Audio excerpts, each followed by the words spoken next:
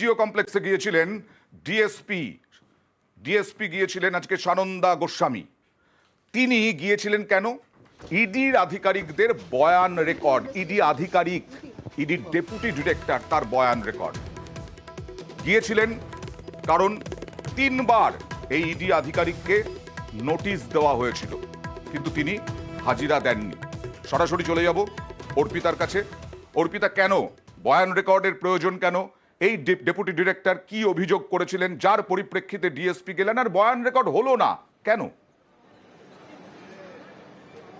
দেখো, সন্দেশখালীতে যে ইডি আধিকারিকদের উপরে শাহজাহানের বাড়িতে যখন তারা অভিযান করতে গেছিলেন তখন যে হামলার ঘটনা ঘটেছিল, সেই ঘটনাতে ইডির ডেপুটি ডিরেক্টর তিনি অভিযোগ দায়ের করেছিলেন এবং সেই ঘটনার মামলার যে তদন্ত, সেই তদন্তে আজকে রাজ্য পুলিশের যিনি কিনা ডিএসপি বসিরহাট, সেই সানন্দা গোস্বামী তিনি আজকে এসেছিলেন বয়ান রেকর্ড করার জন্য।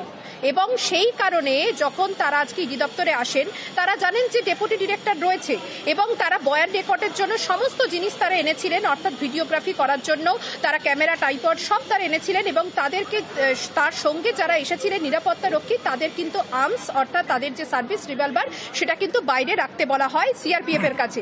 এরপরে তারা যখন ইডি দপ্তরে যান তখনও ডেপুটি ডিরেক্টরের বয়ান তারা নিতে পারেননি। তার কারণ তারা যেটা জানাচ্ছে, ডেপুটি ডিরেক্টর তিনি অন্য কাজে ব্যস্ত রয়েছে, সেই কারণে তাদেরকে বয়ান দিতে পারছেন না, এমনটাই কিন্তু রাজ্য পুলিশের তরফ থেকে বলা হয়েছে। এর আগে তাকে 3 বার তাকে নোটিশ দেওয়া হয়েছে, তিনি যাননি এবং 2 বার এই নিয়ে আজকে দ্বিতীয়বার বয়ান রেকর্ড করতে এসেও খালি হাতেই কার্যত কিন্তু রাজ্য পুলিশকে ফিরতে হলো, কারণ ডেপুটি ডিরেক্টর তিনি কিন্তু বয়ান দেননি।